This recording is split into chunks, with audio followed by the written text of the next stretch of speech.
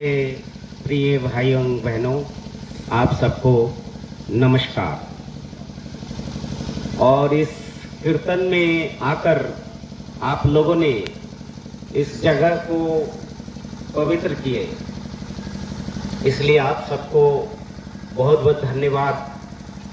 और आप सब यहाँ आए, हमारे यहाँ के भक्ति प्रधान जी, हमारे डॉक्टर साहब, हमारे और बहुत सारे मार्गीय भाई बहन, आप सबको मेरे तहे दिल से, हृदय से सप्रेम नमस्कार इसीलिए एक बार करता हूँ कि आपके नहीं आने से ये कीर्तन सफल नहीं होता। और हमारे सुहृदयानंद दादा जी जो 24 घंटा हमेशा अलर्ट मोड में रहते थे, जब से हम लोग आए हैं यहाँ अलर्ट मोड में है, कहीं भूल चूक ना हो जाए, कुछ गलती ना हो जाए, कुछ कमी ना पड़ जाए, इसलिए 24 घंटा वो लगे रहे उनके अथक प्रयास से। और सभी मार्गी भाई बंधुओं के सहयोग से ये कीर्तन सफल हुआ, इसके लिए भी मैं आपको हृदय से नमस्कार। यहाँ पर ज्यादातर लोग आनंद मार्ग के अनुयायी हैं और कुछ लोग हैं जो आनंद मार्ग के अनुयायी नहीं हैं। उनके लिए ये कीर्तन जो है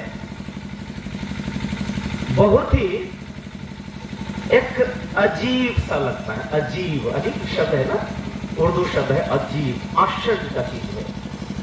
सदियों से हमारे इस धरती पे, प्रयागराज की धरती पे जो कीर्तन गाया जाता है वो है हरे राम राम राम हरे हरे, हरे कृष्णा कृष्ण कृष्ण हरे हरे। ये सबको दरकिनार करते हुए ये भगवाधारी आनंद मार्ग के सन्यासी, ये लोग बाबा नाम केवलम क्यों करते हैं? क्या ये भारतीय सनातन जो परंपरा है, जो भागवत परंपरा है, उसको नाश करने के लिए आए हैं? यहाँ प्रश्न आता है। बहुत लोगों के जुबान पे ये सुनने में आया है ये सन्यासी नहीं है, ये डुप्लीकेट सन्यासी है। ये लोग कहां से आए हैं? हमारे हिंदू संप्रदाय को नाश करने के लिए आया है। ना ये लोग तिलक लगाता है, ना ये जटा है, ना ही पैर में खड़ाऊ है, ये तो पॉलिएस्टर का कपड़ा पहना हुआ है, हाथ में मोबाइल है, लैपटॉप भी है, गाड़ी भी चलाता है। ये किस तरह का सन्यासी है? हमारे परंपराओं का तो कोई इज्जत नहीं करता है। ये क्या भाई आप लोग के मन में ये जगता है कि नहीं जगता है? क्योंकि ट्रेनों में, बसों में जब हम लोग ट्रैवल करते हैं तो ये बाबा, ये तो लैपटॉप बाबा है, ये तो मोबाइल बाबा है, ये बहुत सारे आश्चर्य की बात है। तो सबसे पहले मैं थोड़ी सी परंपरा का बात करता हूं। परंपराएं मतलब अतीत से जो चलती आ रही है, अतीत से जो चलती आ रही है। हमारे पूर्वज जो जो चीज करते थे उसी को हम अनुकरण करते हैं, उसी को परंपरा कहते हैं, है ना? मेरा प्रश्न ये है, क्या परंपराएं फिक्स्ड होता है क्या? परंपराएं स्थिर होती है क्या? स्थिर है, फिक्स्ड है, स्टैग्नेंट है? नहीं, परंपरा एक धारा प्रवाह है जो अपने पूर्व पुरुष से लेते हुए हम आगे बढ़ते हैं। पुरातन को लेते हैं, उसमें जो अच्छाई होती है उसको लेते हैं और फिर नूतन को वर्ण करते हैं, नूतन को एक्सेप्ट करते हैं और भविष्य की ओर बढ़ते हैं और नई परंपरा का रचना करते हैं हम। इसलिए परंपराएं स्थिर नहीं है, परंपराएं बदलती रहती है। इस बदलाव को जो नहीं स्वीकार करते हैं वो इतिहास के, काल समय के काले बहर में वो डूब जाते हैं। उनके जीवन में किसी तरह की प्रगति, किसी तरह की उन्नति संभव नहीं है। उदाहरण देते हैं, उदाहरण हमारे गांव देहात में जिस समय ये आलीशान बिल्डिंग नहीं हुआ करता था, जिस समय लोगों के घर में कार नहीं हुआ करता था, उस समय जब भी कीर्तन या कोई उत्सव होता था, हमारी माताएं क्या करती थी, उस जगह को बढ़िया से साफ सुथरा कर से गोबर से लेपते थे, गोबर से साफ करते थे। लेकिन आज अभी कुछ दिन पहले मैं घूम के आया, एक बहुत सुंदर सा मंदिर देखने बहुत सुंदर लगा, एकदम संगमरमर में जैसा ताजमहल जैसा चमक रहा था। वो कौन सा मंदिर है? वो कृपालु जी महाराज का मंदिर। अब क्या वो संगमर पर हम गोबर लगाते हैं, गोबर से लेपते हैं? गोबर से पहले इसीलिए लिपाई करते थे क्योंकि गोबर एंटीसेप्टिक होता है, वो कीटनाशक होता है, वो जीवाणु को नाश करता है।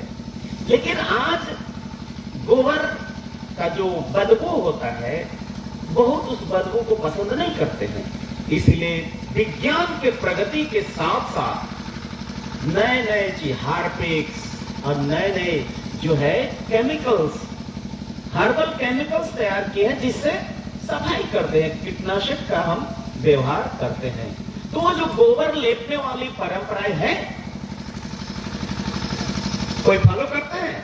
नहीं करते। आज यहां पर एक ही दो मेरे भाई अग्रज हैं जो धोती और कुर्ता पहने हैं, बाकी सब शूट बूट पहने हुए हैं। क्या हमारे परंपराओं में क्या ये धोती कुर्ता के अलावा कुछ था? क्या हम उस परंपरा को फॉलो करते हैं? क्या आज हम चमड़ी का जूता यूज नहीं करते हैं, चमड़ी का बैग यूज नहीं करते हैं, चमड़ी का वॉलेट यूज नहीं करते हैं? तो कहां रही हमारी परंपराएं? परंपराएं बदलती है, नई परंपराओं को सृजन करते हैं, नई सभ्यताओं को सृजन करते हैं, नई संस्कृति को सृजन करते हैं। कई संस्कृतियों के सम्मिलन से, कई संस्कृतियों के मिलन से नई संस्कृति बनती है।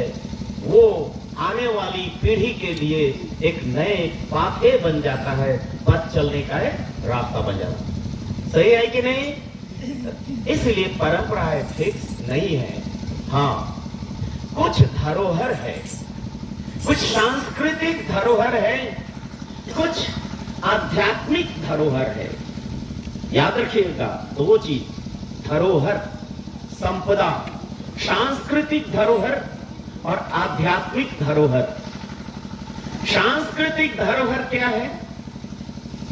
देखेंगे हमारे गांव गांव में जब कोई जोगी सन्यासी चलते हैं, राम राम जोगी जी, प्रणाम गुरु जी, नमस्ते गुरु जी, राधे राधे गुरु जी, दंडवत गुरु जी, करते हैं कि नहीं?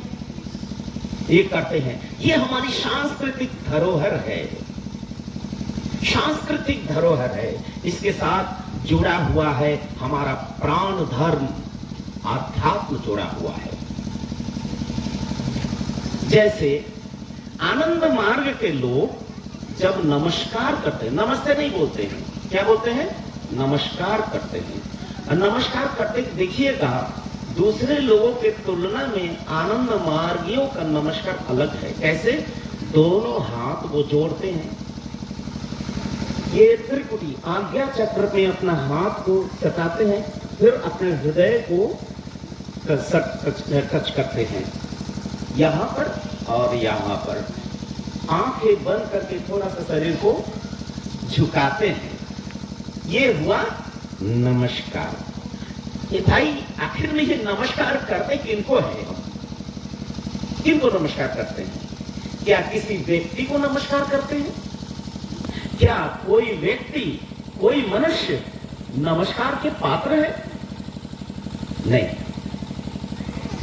ये सर अगर झुक झुकता है सिर्फ और सिर्फ एक ही सत्ता के सामने, वो है परम पिता, परम ब्रह्म, जगत सृष्टा, दुनिया बनाने वाले, दुनिया को पालन करने वाले, दुनिया को संहार करने वाले परम पिता, परम ब्रह्म, एकमेव अद्वितीय। वो सत्ता है, उसी सत्ता, जो सत्ता सबके कहां है, रोम रोम में बसे हुए हैं, आपके हमारे रोम रोम में बसे हुए हैं।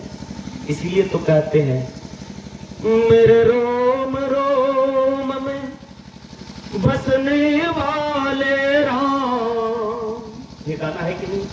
मैंने मेरे रोम रोम में बसने वाले राम, रोम रोम कण कण में, अणु परमाणु में बसे हुए कौन?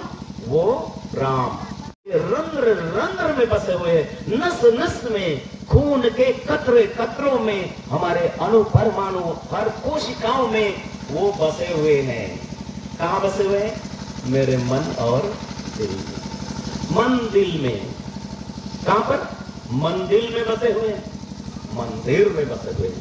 मन दिल, मन दिल, मेरे मन के अंदर, मेरे दिल के अंदर वो गुहायित है, उसमें स्थिर है, हमारे इतने निकट है कि जो हम स्वयं नहीं देख सकते हैं, वो हमसे दूर नहीं है। तो आप में है, मुझ में है। तो जब नमस्कार करते हैं, किसको करते हैं? उस परम ब्रह्म को करते हैं, जो सब में है, उसी परम ब्रह्म को नमस्कार करते हैं। यहां पर छोटे बड़े कोई भेदभाव नहीं है, हम छोटे बच्चे को भी नमस्कार करते हैं। आनंद मार्ग एक ऐसी संस्कृति है जो लोगों को सिखाता है कि भाई नमस्कार पाने के लिए अपने पैरों को बढ़ाकर जो बढ़ा देते हैं कि प्रणाम करो, ऐसे व्यक्ति के साथ आनंद मार्ग नहीं है। आनंद मार्ग वो है जो नतमस्तक होके दूसरे के भावनाओं को स्वागत करता है, सम्मान करता है। आनंद मार्ग उन लोगों के लिए है। चैतन्य महाप्रभु जो कीर्तन परंपराओं को प्रचलित किए थे, उन्होंने कहा तृणादपि सुनिचेना तरुरैव सहिष्णुना आमानीनं मानदयं कीर्तनिया सदाहरि। तृणादपि सुनिचेना, जो भक्त होते हैं, साधक होते हैं, वो क्या होते हैं? एकदम सरल स्वभाव के होते हैं, सदा सर्वदा सर झुका हुआ रहता है। किसके लिए? उस प्रभु के लिए। उनमें घमंड नाम का कोई चीज नहीं रहता। तृणादपि सुनिचेना तरुरैव सहिष्णुना, हम में वो सहिष्णुता भी होना चाहिए, सहिष्णुता होना चाहिए, सहिष्णुता, सहने की क्षमता। आज ट्रेनों में, बसों में, पब्लिक प्लेस में चलते हैं, किसी को हल्का सा ठेस लग गया तो गाली गलौज शुरू, बसों में चल रही गाली गलौज शुरू, छोटे छोटे चीजों के लिए गाली गलौज शुरू, और मार दंगा फसाद शुरू हो जाता है। ये क्या हमारी सनातन संस्कृति का धरोहर है? हर बात पे गाली गलौज करना, नारी जाति का सम्मान नहीं देना, बड़ों का सम्मान आदर नहीं करना, ये हमारी सांस्कृतिक धरोहर है? Of course not. और आनंद मार्ग उसी संस्कृति को समाज में पुनः प्रतिष्ठित करने के लिए आया है। इसलिए हमारे सन्यासी कभी भी प्रणाम पाने के लिए अपने पैर को बढ़ाते नहीं है, पहले मौका मिले तो नमस्कार कर लेते हैं। ये हम अपने सीखे हैं जगत गुरु श्री श्री आनंद मूर्ति जी, मेरे अंतर देवता, मेरे गुरु, मेरे परमार्थ। वो अब तक उनके इतिहास में पैर नमस्कार पाने के लिए उन्होंने अपने पैर नहीं बढ़ाया, हमारे हाथ उठने के पहले ही वो नमस्कार करते थे। ये हमारे गुरु हैं, ठीक है। इसलिए मैंने क्या कहा? परंपरा। अब आध्यात्मिक धरोहर क्या हुआ? जैसे ये हरे कृष्ण क्यों नहीं गाते? हाँ, इसके पीछे भी आनंद मार्ग का एक लॉजिक है, और बहुत स्ट्रॉन्ग लॉजिक है, जो हम सबको समझना चाहिए। जितने भी पढ़े लिखे विद्वान हैं उनको समझना चाहिए। याद रखिएगा, बुद्धि और विवेक दो अलग अलग चीज है। बुद्धि अगर विवेक के द्वारा गाइड नहीं हुआ, आदमी को गड्ढे में ले जाता है, दुर्बुद्धि हो जाता है। और बुद्धि के साथ अगर विवेक युक्त हो जाता है, विवेक मतलब क्या है? The capacity, the power to discriminate between right and wrong, सही और गलत के बीच में डिस्क्रिमिनेशन, समझना सही क्या है, गलत क्या है, और उसके बाद सही को, सत्य को ग्रहण करने की जो क्षमता है, उसी को विवेक कहते हैं। अर्थात सिर्फ पढ़े लिखे पंडित होने से नहीं चलेगा, साथ साथ विवेक, जागृत विवेक भी होना चाहिए। और जागृत विवेक से ही इंसान समझ सकता है सही क्या है और गलत क्या है, माँ और बेटे का संबंध क्या है, माँ और बेटा ही जानता है। पिता और पुत्री का संबंध क्या है, वो पिता और पुत्र ही समझते हैं। लेकिन विवेक जब खत्म हो जाता है, ना माँ रहती है, ना वो पुत्र रहता है, ना पिता रहता है, ना पुत्री रहती है, वो एक पशु हो जाता है, जानवर जैसा बिहेव करने लगते हैं। हर आए दिन टीवी पे, न्यूज पे ऐसे ऐसे न्यूज सुनने को मिलते हैं जो इंसानियत को शर्मसार कर देता है। इसलिए आनंद मार्ग में एक नई संस्कृति, वो क्या है, जैसे यहाँ पर देखिए ये बुजुर्ग बैठे हुए हैं, हमसे उम्र में बड़े हैं, अनुभूति है, अनुभव है, शायद उनके जीवन में जो अनुभूति है मुझ में नहीं है, ठीक है। अब उनका उम्र हो गया तो उनका आपका नाम क्या है? शंभुनाथ जी। अब मैं सन्यासी बन गया था, बोलेंगे शंभू जी आइए तो बुलाएंगे, ये अच्छा रहेगा? अरे तो दादाजी हैं, दादाजी आइए ना। वो दादाजी कहने से समझ में आ जाएगा कि किनको बुला रहे हैं, क्योंकि दादाजी को उम्र के यही है ना। ठीक उसी तरह कोई हमारे चाचा को उम्र के, चाचा कहे के लिए पुकारेंगे, शंभू चाचा यहाँ आवा। अरे तो चाचा जब बुलाएंगे तो फिर शंभू बोलने की क्या जरूरत है? ये संस्कृति का अपभ्रंश होता है, विकृत हो जाती है। चाचा तो चाचा ही होते हैं भाई। अर्थात इस समाज में हम सबको सम्मान देते हैं। छोटे को ए बबुआ यहाँ आवा था, ये बबुआ, छोटे को बबुआ, बड़े छोटे को बबुआ कह के प्यार करेंगे, और छोटे बड़ों को आदर, एक संबंध से पुकारेंगे, यही है ना। अब ये बताइए, परम पिता परमेश्वर श्री राम, उनको ले हरे रामा काहे भाई, उनको नाम लेके बुलाना जरूरी है। हरे कृष्ण हे कृष्ण हे कृष्ण, क्या बिना कृष्ण बोले वो नहीं आएंगे क्या? आप लोग को बता दूं, हम लोग ग्रंथ को पढ़ते नहीं हैं, अब पढ़ते हैं तो समझ के नहीं पढ़ते हैं। गीता में स्वयं श्री कृष्ण कहते हैं, मैं ही स्वयं परम पिता परम ब्रह्म हूं। परम पिता समझ में आ गया? परम पिता, मैं सबके पिता हूं, पिताओं के पिता, मैं परम पिता हूं, इसीलिए सबके पिता हूं। तो पिता को क्या कह के, पिताजी कह के बुलाते हैं, यही ना। कहीं पापा बोलते हैं, ठीक है, कहीं बाबा बोलते हैं। बंगाल में बाबा बोलते हैं। आप लोग कभी सोचे हैं किसी बुजुर्ग व्यक्ति को बाबा क्यों कहा जाता है? क्योंकि कोई बुजुर्ग वरिष्ठ, वो उस परिवार के मुखिया होते हैं। सिर्फ मुखिया नहीं, उस परिवार के सबके प्रिय होते हैं, इसलिए उनसे कोई काम नहीं लिया जाता है। वो सिर्फ बैठे रहते हैं, सबको गाइड करते रहते हैं, अपने अनुभव के द्वारा दूसरों को गाइड करते रहते हैं। वो सबसे प्रिय है, इसलिए वो बाबा है ना। लेकिन ये बाबा शब्द संस्कृत शब्द है, जो विवर्तन में सबसे पहले जो शब्द था वो था बप्र। क्या था?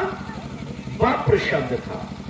बप्र शब्द भाषा के एवोल्यूशन में, विवर्तन में बप्पा हुआ, बप्पा से बाप्पा हुआ, उसके बाद बाबा हुआ। आप लोग जानते हैं बाप्र शब्द से बाबा बनने में कितने हजार साल लगे हैं मालूम है किसी को? 5000 साल। बाप्र शब्द को बाबा शब्द परिवर्तित होने में 5000 साल लगे हैं। तो भगवान शिव जब इस धरती पे आए थे उस समय उनको क्या कहा जाता है? अप्पा कहा जाता था। अभी भी दक्षिण भारत में अय्यप्पो अय्यप्पो अय्यप्पो स्वामी है ना, अप्पा कहा जाता है। और वो अप्पा जो सबके दुख हरण करते हैं वो हो गए हरि अप्पा। क्या हो गए? हरि अप्पा। उस हरि अप्पा से होगा हड़प्पा। हड़प्पा की जो संस्कृति है किनके नाम से है?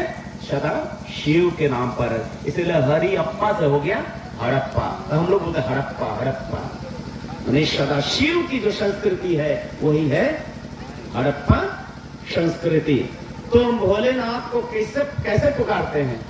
बाबा कह के, भोले बाबा कह के पुकारते हैं। तो जो भी हमसे बड़े हैं परम पिता परम ब्रह्म को हम बाबा कह के पुकारते हैं, क्योंकि वही सबके प्रिय हैं, सबके प्रियजन है, सबके आदरणीय है, सबसे अनुकरणीय है, वो इष्ट है, वही सब कुछ है। इसलिए परम पिता को किस नाम से पुकारते हैं? बाबा। बाबा नाम केवलम। केवलम मतलब केवल सत्य। केवलम का मतलब केवल सत्य, अर्थात वो परम पिता परम ब्रह्म ही एकमात्र सत्य है। हरिनाम हरिनाम हरिनामैव केवलम, अर्थात हरिनाम ही एकमात्र सत्य है। बाबा नाम केवलम, अर्थात बाबा का नाम ही एकमात्र सत्य है। और ये दुनिया में सब जीरो है। बाबा है तो जीरो का वैल्यू है, और बाबा नहीं तो सब जीरो है। इसलिए आनंद मार्ग के लोग बाबा नाम केवलम गाते हैं। सभी हमारे आए हुए जो कारक ब्रह्म है, जगत गुरु है, सबके संस्कृति को जोड़ के आनंद मूर्ति जी ने बाबा नाम केवलम शब्द को सिद्ध करके हमारे बीच दिए हैं। ये कीर्तन करने से हर शोक ताप दुख सब खत्म हो जाएगा। ये सिर्फ करके देखिए, जब भी कोई विपत्ति क्यों ना आए। हाल कुछ दिन पहले की घटना है, उगांडा में, उगांडा जानते हैं? उगांडा नाम सुने? अफ्रीका का एक कंट्री उगांडा है। उगांडा में जेनोसाइड युद्ध चल रहा था, ठीक है। वो माने एक ग्रुप दूसरे को मार रहे थे, काट रहे थे। उस उगांडा में एक ग्रुप आया, आर्मी आया, एक ग्रुप को खड़ा कर दिया मशीन गन के सामने। किसके सामने? मशीन गन के सामने। अब उसमें दो आनंद मार्गी थे। अब वो बेचारे फंस गए इसमें। अब वो खड़े होकर सिर्फ आंख बंद करके सिर भी तय, बाबा प्लीज सही बस, बाबा अब तो तुम ही एकमात्र सहारा हो। अब जानते हैं, मैंने ऑर्डर देने ही वाला था गोली का, शूट आउट, शूट करो, बस इसमें एक कमांडेंट आता है। इसमें दो व्यक्ति, पीटर कौन है, जॉन कौन है? पीटर और जॉन कौन है?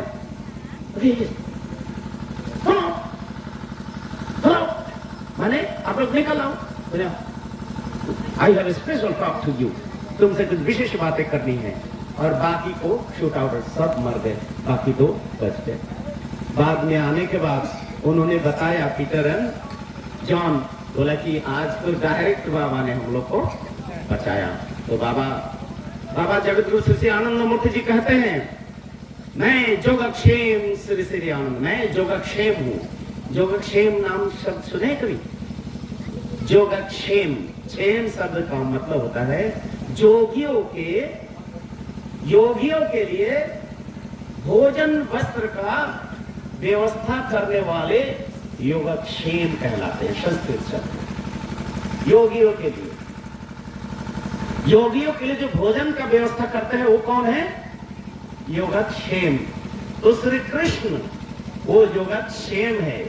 अर्थात जो उनके लिए अपना जीवन सर्वस्व न्यौछावर कर दिए, उनके लिए वो और किसी को भोजन मिले या ना मिले, पीने का पानी और को मिले या ना मिले, वो व्यक्ति जो सब कुछ उनके चरणों में समर्पण किए हैं, उनको खुद स्वयं धो के लाएंगे। आप लोग को पता है ना कि विद्यापति जी का नाम सुने हैं? विद्यापति के जीवन का कहानी है, घटना है, ये कहानी नहीं है कि भगवान शिव उनके लिए कोर्ट में गवाही बने, भगवान शिव उनके लिए खाना बनाए, भगवान शिव उनके घर में 7 दिन से ज्यादा वो रह के उनके सेवा किए। बाद में पता चला कि वो सेवक कौन था, तो देखे वो स्वयं शिव ही थे। ये विद्यापति जी के जीवन की कहानी है। इसीलिए जिनके अंदर पूर्ण समर्पण के साथ जो कीर्तन रस में डूबे रहते हैं, परमात्मा उनको मदद करते हैं और करेंगे ही, क्योंकि वो योगक्षेम है। प्रॉब्लम ये है ना, हम लोग थोड़े ही चीज में तिलमिला जाते हैं। थोड़ी सी कष्ट हुई तो पूरा बाबा का भगवान पर ही विश्वास खत्म होता है। हे भगवान, हम कौन सा गलती किए हैं भाई, हमको ऐसा मन दिए हैं, इतना पनिशमेंट दिए हैं, ये बीमारी तो वो बीमारी, मैंने बताया जाता है पूरा दोष किसको है? भगवान को है। और उससे पहले जो कुकर्म किए है वो यादें नहीं आता है। जो मना किया गया था वो मना किया हुआ उस समय याद नहीं है। कहते हैं बाबा श्री श्री आनंद मूर्ति कि तुम लोग सुबह सुबह 5 जन और गुरु सकाश जरूर करो, यही बताए हैं। ठीक है, अब गुरु सकाश कब करते हैं? नींद खुलते ही। नींद कब खुलती है? 7 बजे, 8 बजे, 9 बजे, तो उनका गुरु सकाश 7 और 8 बजे होता है। लेकिन जगत गुरु श्री श्री आनंद मूर्ति जी बोलते हैं, देखो मैंने तो 5 जन्म का एक सिस्टम दे दिया है तुम्हारे लिए, और 5 जन्म का मतलब एकदम सही समय पे 5 बजे तुम्हें उठ के बैठना ही है उस जगह पे। 5 बजे एक प्रभा संगीत, 15 मिनट कीर्तन, 10 मिनट साधना करोगे। तो करने से क्या है? तुम्हारे जितने भी दुख है वो तो खत्म होगा ही, और आने वाले जितने भी बाधाएं हैं वो अपने आप खत्म हो जाएगा। साथ ही साथ वो तुम्हारे लिए सबसे बड़ा पुण्य होगा। पुण्य कैसे होता है? Morning shows the days, morning shows the days. सुबह का सूरज देखने से हमें पता चलता है कि आज का दिन कैसा रहेगा। जो इंसान सुबह सुबह ईश्वर की साधना, ईश्वर ध्यान करके अपना जीवन को स्वरूप करते हैं, उनका दिन अच्छा ही होगा, यही गारंटी है। और उसके साथ 5 जन अगर करना है तो उससे पहले जगना भी तो होगा। तो कितना पहले? कम से कम 10 मिनट पहले या 15 मिनट पहले, क्योंकि 5 जन के पहले पानी पियोगे, थोड़ा सा पानी पी के फिर बाथरूम जाओगे, वॉशरूम जाओगे, फ्रेश होके आओगे, तब जब 5 जन करोगे तो फिर नींद नहीं आएगी। जब तक पेट साफ नहीं होगा तब तक साधना नहीं होगी। तो आप 5 जन करने के लिए आपको गुरु सकाश करना ही पड़ेगा। गुरु सकाश करने के पहले के लिए आपको 15 मिनट पहले जगना होगा। सुबह का पानी जो व्यक्ति पिएंगे उनको कब्ज से कभी रहेगा? उनको पेट का प्रॉब्लम रहेगा? नहीं रहेगा। बहुत सारे बच्चियां हैं और पानी नहीं पीती है। बहुत सारे बच्चे जाड़े का दिन और पानी नहीं पीते हैं, और उसके बाद 1000 बीमारी को लेके बाबा हम तुम्हारा साधना करते हैं बाबा, तो हमको ये बीमारी क्यों हुआ? अरे जो बोले तो किए, आसन करते हो, पांजन करते हो, उपवास करते हो, नहीं तो फिर। इसीलिए परमात्मा को दोषारोप नहीं करना है। परमात्मा योगक्षेम है, वो सबके लिए है, वो करेंगे ही हमारा मदद, क्योंकि मदद करना उनका स्वभाव है, क्योंकि वो परम पिता है। परम पिता किसी को भी घृणा नहीं कर सकते, वो छोटा हो या बड़ा हो, छूत हो या अछूत हो, वो काला हो या गोरा हो, बुढ़ा हो या बच्चा हो, क्योंकि वो परम पिता है। पिता कभी पार्शियलिटी नहीं करते हैं। वो जो उनका नाम गुणगान करते हैं उनको भी मदद करते हैं, और जो गुणगान करते हैं उनको भी वो मदद करते हैं। क्यों? क्योंकि वो पिता है। पिता पार्शियलिटी नहीं करते। हाँ, जो गुणगान उनका करते हैं, जो नाम गान करते हैं, उनको वो सहज सरल उपाय से, ये तो स्वभाव है ना। घर में 5 बच्चे हैं, एक बच्चे पिताजी के बहुत प्यारे हैं, बहुत ही नजदीक के, उसको बोलते ही पापा को बड़ा कष्ट होता है, कुछ बोलेंगे। एक बच्चे मम्मी के बहुत प्यारी है, उसको माने मम्मी समझती है, फिर भी किसी एक के प्रति थोड़ा सा ज्यादा इन्फेचुएशन, जिसको कहते हैं मोह, वो होता है उसके कारण। तो वो जो भी मैं मम्मी 100 रुपये दीजिए, तुरंत 100 रुपये 200 रुपये ले लो। और कोई पढ़ाई लिखाई करता नहीं है, पैसा पैसा पैसा, ये है। तो वही है परम पिता का, वो सबको देते हैं, सबको व्यवस्था करते हैं। जो उनके प्यारे हैं थोड़ा सा आसानी से दे देते हैं, और जो थोड़ा सा नटखट होते हैं उसको भी थोड़ा नटखट रास्ता ही अपना के उनको सहायता करते हैं। ठीक है, इसलिए आनंद मार्ग का जो कीर्तन सिस्टम देखें, आनंद मार्ग लोग दोनों हाथ उठा के उल्टा उल्टा घूमते हैं भाई। जितने मंदिरों में घूमते हैं कितना क्लॉकवाइज, घड़ी के अनुसार घूमते हैं, ये आनंद मार्ग उल्टा घूमता है। अपने गुरु का बीच में तस्वीर रखा है, उल्टा घूमता है। क्यों घूमता है भाई? याद रखिएगा, प्रकृति के अनुकूल अगर चलेंगे तो प्रकृति अपने गोद में के अनुकरण करेंगे तो आपको मोह माया जाल में बांध देगी। और आध्यात्मिक साधना प्रकृति के विरुद्ध लड़ना है, संग्राम है। साधना क्या है? संग्राम है, वो संघर्ष है। किसके विरुद्ध? अशुभ शक्ति, प्रकृति की जो अविद्या शक्ति है उसके विरुद्ध में लड़ाई करना होता है, संघर्ष करना होता है। और इसलिए देखेंगे, ये जो जितने भी शिव मंदिर होते हैं, जितने भी शिव मंदिर है, वहां देखेंगे मंदिरों में सब लोग उल्टा घूमते हैं। सिर्फ शिव मंदिर में, बाकी मंदिरों में क्लॉकवाइज घूमते हैं। शिव तंत्र के प्रवर्तक थे, और यही कारण तंत्र जो है वो अशुभ शक्ति के विरुद्ध में संग्राम का एक समुचित समन्वित एक सुगम पथ है, जो प्रकृति के बंधनों को तोड़ के त्रिविध बंधन से मुक्त होने का पथ है, वो है तंत्र। इसलिए आनंद मार्ग लोग इधर प्रकृति के विरुद्ध में जाते हैं, और प्रकृति के जो अशुभ शक्तियां हैं उसके विरुद्ध में जाके दोनों हाथ उठा के बाबा नाम केवलम करते हैं। बहुतों के मन में, अरे हमारे समाज में ये महिलाएं ये हमारे सामने नाचेगी, ये आनंद मार्गी का दिमाग खराब हो गया। अरे भाई, ये महिला और पुरुष क्या होता है भाई? एक कहानी आप लोग को सुना देते हैं। आप लोग को कोई घटना याद होगा कि मीराबाई कोई एक बहुत बड़े जोगी से मिलने थे, रैदास थे ना, रैदास ना, रैदास से मिलने आए। रैदास जी कोई महिलाओं से मिलते ही नहीं थे, रैदास जी महिलाओं से नहीं मिलते थे।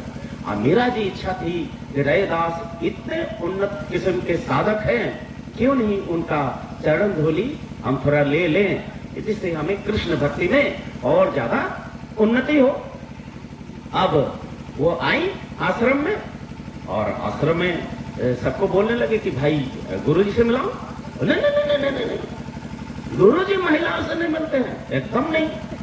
अरे भाई जाके एक बार तो बोलो, एक बार, 2 बार, 3 बार बोलते कि भाई एक बार गुरु जी से मिलाओ। अब मुझे नहीं, हमको नहीं मिलना है। तो क्यों? क्योंकि महिलाओं से नहीं मिलते हैं। तब मीराबाई कहती है, इनसे पूछो तो, गुरु जी से एक बार सिर्फ पूछ के आओ, इस संपूर्ण ब्रह्मांड में तो एक ही पुरुष है, बाकी सब प्रकृति है, ये दूसरा पुरुष कौन आ गया? बस ये बात ज्यों ही रैदास जी के कान में गए, रैदास जी सब छोड़ के दौड़ के चले आए और आके मीरा के चरण पकड़ लिए। क्यों? समझ गए कि ये साधारण महिला नहीं है, वो पहुंची हुई है। अर्थात याद रखिएगा, विज्ञान में ये जो शरीर है पुरुष का, ये शरीर और एक मन का कोष इतना ही डिफरेंस है।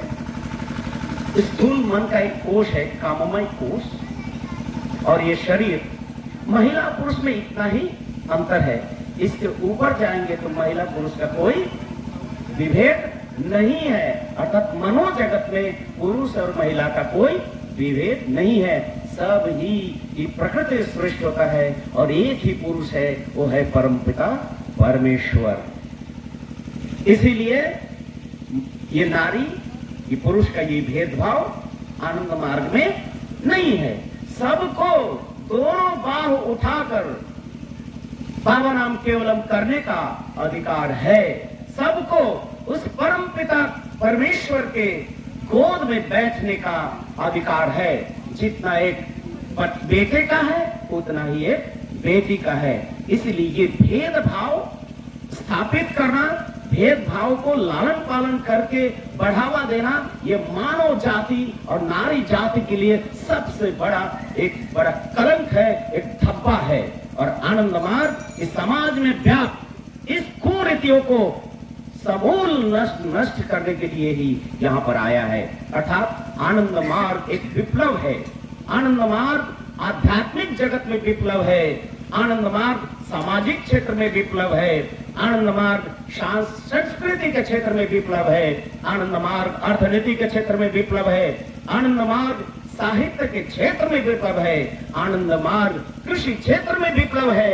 आनंद मार्ग विज्ञान के क्षेत्र में क्रांति है, विप्लव है। हर क्षेत्र में आनंद मार्ग एक क्रांति है जो सिर्फ और सिर्फ प्रगतिशील परिवर्तन चाहता है। वो परिवर्तन किस तरह का? प्रगतिशील। प्रगति क्या है?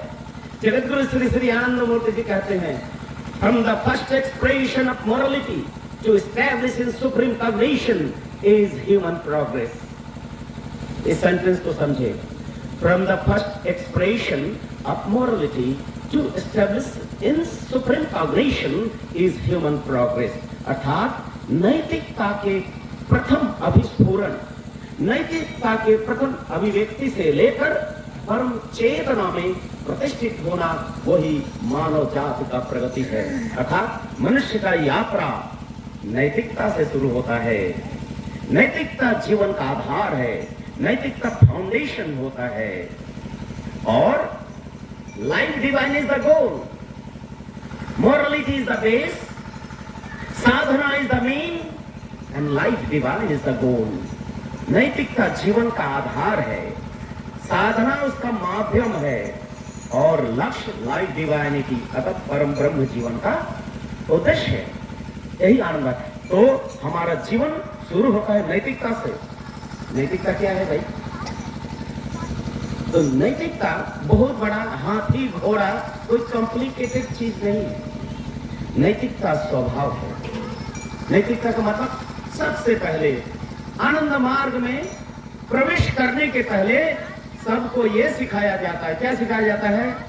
जानबूझकर किसी को कष्ट नहीं देंगे। जानबूझकर किसी को कष्ट नहीं देंगे।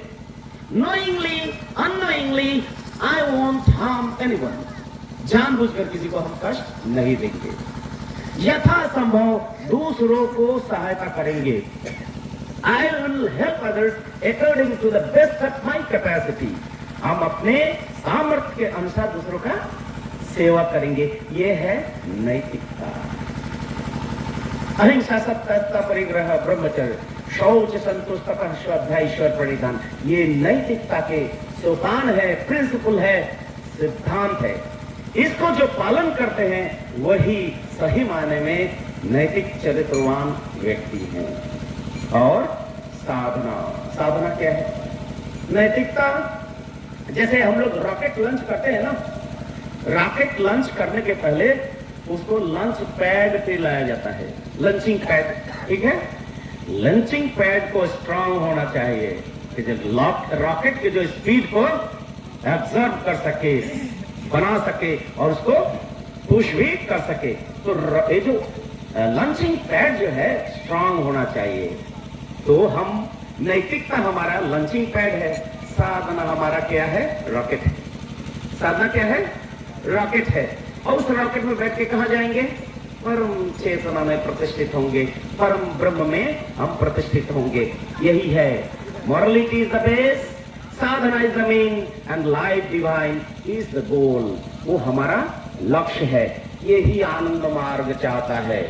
नैतिकता में मजबूत, साधना में पारंगत, स्ट्रॉन्ग, साधना में अनमनीय अर्थात नॉन कॉम्प्रोमाइजिंग। आनंद मार्गी लोग साधना में कॉम्प्रोमाइज नहीं करते हैं। साधना के समय मोबाइल खोल के सर्फिंग करते हैं, साधना के समय में आंख खोल के देखते हैं कोई मैसेज तो नहीं आया है। ये आनंद मार्गी का काम नहीं है। जो ऐसा कर रहे बहुत गलत करते हैं।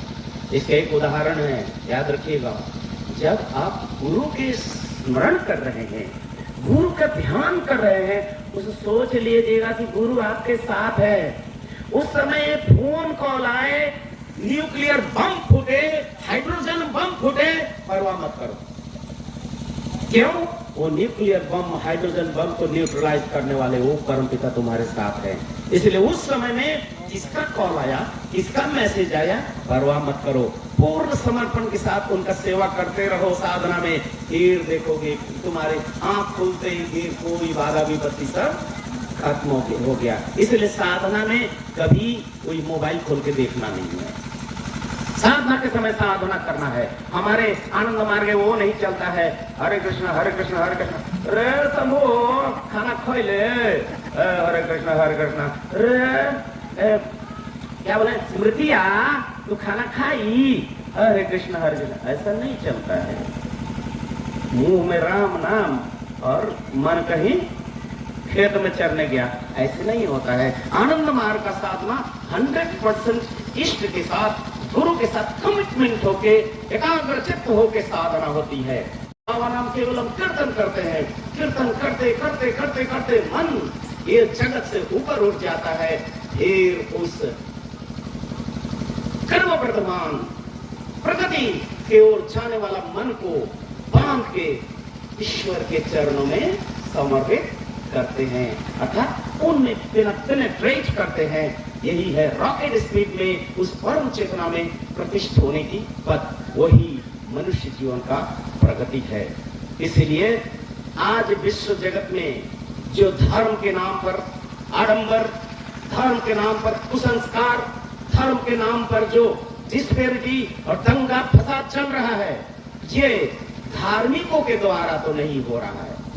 समाज में आज धर्म के नाम पर जो भी लड़ाइयां हो रही है, ये धार्मिक लोग नहीं कर रहे हैं। धर्म के चोला पहने हुए वो पाखंडी है जो परमपिता के श्रेष्ठ मानव जाति में जाति पात का भेदभाव पैदा करता है, जो ऊंच नीच पैदा करता है, छुआछूत की भावना पैदा करते हैं।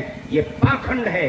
और पाखंड अध्यात्म के रास्ते पे सबसे बड़ा रोड़ा है, सबसे बड़ा बाधा है। आज हमारे भारतीय समाज रो रहा है, कर्रा रहा है।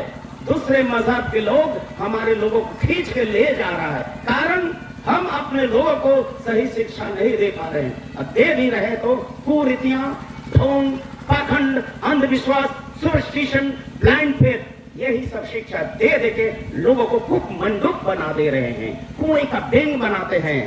लेकिन धर्म मनुष्य को कुएं का बेंग नहीं बनाता है। धर्म मनुष्य को विवेकशील, प्रगतिशील, ओजस्वी, शक्तिमान, आध्यात्मिक शक्ति से बलवान बनाता है। धर्म किसी को कायर नहीं बनाता है। धर्म किसी को एक थप्पड़ खाने के बाद दूसरा थप्पड़ खाने के लिए गाल नहीं बढ़ाता है। धर्म बोलाता है अहिंसा परमो धर्म, धर्म हिंसा तथैव च। ये पता है हम लोग को, सुने हैं कभी? हम लोग तो आधा श्लोक सुन के ही पीछे भाग रहे हैं अंध की तरह। अहिंसा परमो धर्म, अहिंसा परमो धर्म ठीक है, इसके बाद वाला श्लोक भी है, वो क्या है? अहिंसा परमो धर्म, धर्म हिंसा तथैव च। मतलब अहिंसा परम धर्म है, लेकिन उससे भी बड़ा धर्म है कि अपने सनातन धर्म भागवत धर्म के रक्षा के लिए अपना संपूर्ण शक्ति का प्रयोग करो। अपना दैहिक बल, मानसिक बल, आध्यात्मिक बल, तीनों को एक साथ मिलाकर अन्याय के विरुद्ध में, शोषण के विरुद्ध में, अत्याचार के विरुद्ध में, कुरीतियों के खिलाफ, अंधविश्वास के खिलाफ लड़ाई लड़ो। यही आनंद मार्ग सिखाता है।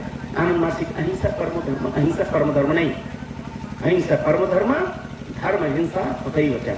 हिंसा का मतलब दूसरे को जानबूझकर कत्ल नहीं करना। हिंसा का मतलब होता है शक्ति का सही उपयोग, समुचित उपयोग, लोक कल्याणार्थ, जगत के कल्याण के लिए ये करना, ये आनंद मार्ग सिखाता है। इसलिए मानव जाति का एक ही धर्म है, अपने स्वभाव में प्रतिष्ठित होना। स्वभाव क्या है? परम पिता परमात्मा के अनंत में मिल जाने की जो स्वभाव हर इंसान में है, वही मनुष्य का धर्म है। बृहदेशना प्रणिधानंश धर्म, हर मनुष्य के अंदर बृहद को पाने की तीव्र आकांक्षा है, और इंसान तब तक संतुष्ट नहीं होते हैं जब तक उस परम पिता परम ब्रह्म में नहीं मिल जाते हैं। हमारे आनंद मार्गी भाई बहन, आप लोग तो साधना करते हैं, लेकिन जो मेरे प्यारे भाई बहन साधना से दूर है, साधना नहीं सीखे हैं, सिर्फ परंपराओं को पालन कर रहे हैं, उन भाइयों से मेरा अनुरोध है, आप लोग आइए, यहाँ पर स्वामी जी हैं, स्वामी जी से ध्यान की प्रक्रिया सीख लीजिए, साधना का प्रक्रिया सीख लीजिए, जो भागवत गीता का सार है, योग साधना सीख लीजिए और जीवन में अपनाएं, और उसी से मुक्ति मोक्ष का रास्ता क्लियर कर ले। आनंद मार्ग में स्वर्ग नरक की वो जो कुसुम, आकाश कुसुम जो कल्पना है, उस पर भरोसा नहीं करता है। आनंद मार्ग श्री कृष्ण के बताए हुए जो साधना है, उस साधना पद्धति को करते हैं, दूसरों को प्रेरित करते हैं, इसलिए दूसरों को सत्पथ पे लाने का कोशिश हम सब करते हैं। ये हमारा गुरु का आदेश है। इसलिए आप लोग अब दूर न रहें, इस आसपास के गांव वाले सभी भाई बहन आए, इस आश्रम में आए। आचार्य सुहृदयान जी हैं, हम लोग भी बीच बीच में आते रहेंगे। आप लोग साधना सीखिए, शाश्वत सनातन भागवत धर्म को मजबूत कीजिए, साधना के द्वारा, पाखंड के द्वारा नहीं, लड़ाई के द्वारा नहीं, सिर्फ और सिर्फ साधना अग्नि में अपने कुवृत्तियों को जलाकर एक सही इंसान बन जाइए, तो देखिएगा ये दुनिया स्वर्ग बन जाएगा, ये दुनिया में नरक नाम का कोई चीज नहीं रहेगा। आप सबको बहुत बहुत धन्यवाद। नमस्कार।